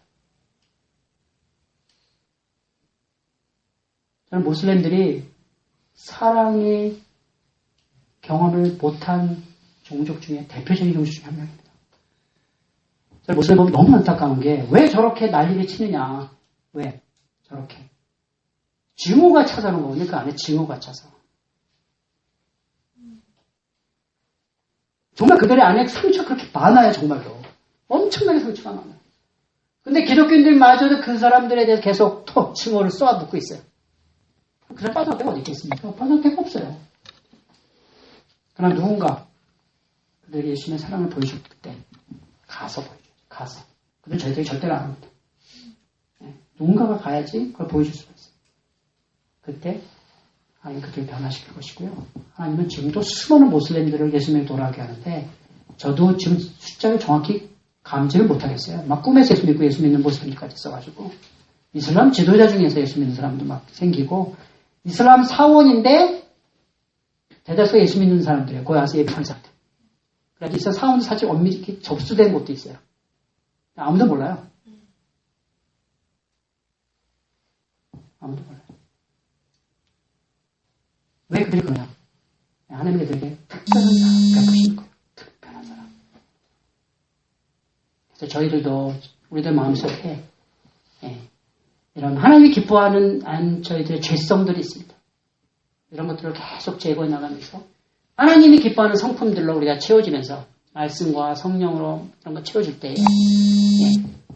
저희들이 거의 신과 같은 존재가 된다는 사실을 반드시 기억하십시오. 놀라운 존재가 됩니다. 놀라운 존재가. 그럼 이 세상의 많은 문제들이 우리를 통해서 해결될 거고요. 그리고 많은 사람들이 우리 앞에 와서 우리가 겸손해져야죠. 복음을 들게 될 거고. 제가 잠깐 기도했으면 좋겠는데요. 제가 기도 제목을 좀 몇 가지 드리면, 지금 한국 선교, 저는 선교사니까 이런 기도를 먼저 드립니다. 우리 한국 선교사님들이 선교지에 와서 이렇게 어떤 핵심을 못 건드리고 계세요. 왜냐하면 한국에서부터 세상과의 접촉이 없었기 때문이고요. 세상을 섬긴 적이 없기 때문입니다.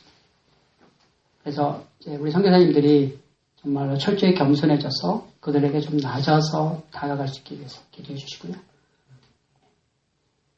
그리고 그 선교사님들이 갖고 있던 그 한국 교회의 그 여러 가지 안 좋은 모습들을 다 제거할 수 있도록 그래서 기도해 주시고, 그래서 현지인들을 정말 사랑하되 끝까지 모습을 사랑할 수 있도록 그래서 기도해 주시고, 또 여러분이 이 땅에 있으니까 한국 교회라고 할 때는 저희 개인도 포함됩니다. 저희들 안에 있는 모든 세상적인 것들, 죄의 것들 철저히 저희가 내버릴 수 있도록, 그래서 하나님의 말씀으로 다시 세워나갈 수 있도록, 한국교회가 다시 좀 부흥하고 회개하는 역사가 나갈 수 있도록. 지금 이미 한동대마저도 벌써 옛날에 한동대가 아니더라고요. 얘기 들어보니까, 대학생들 얘기를 들어보니까 지금 굉장히 한국에도 좀 위기예요. 사실 보니까 변화가 필요한 시점인 것 같아요.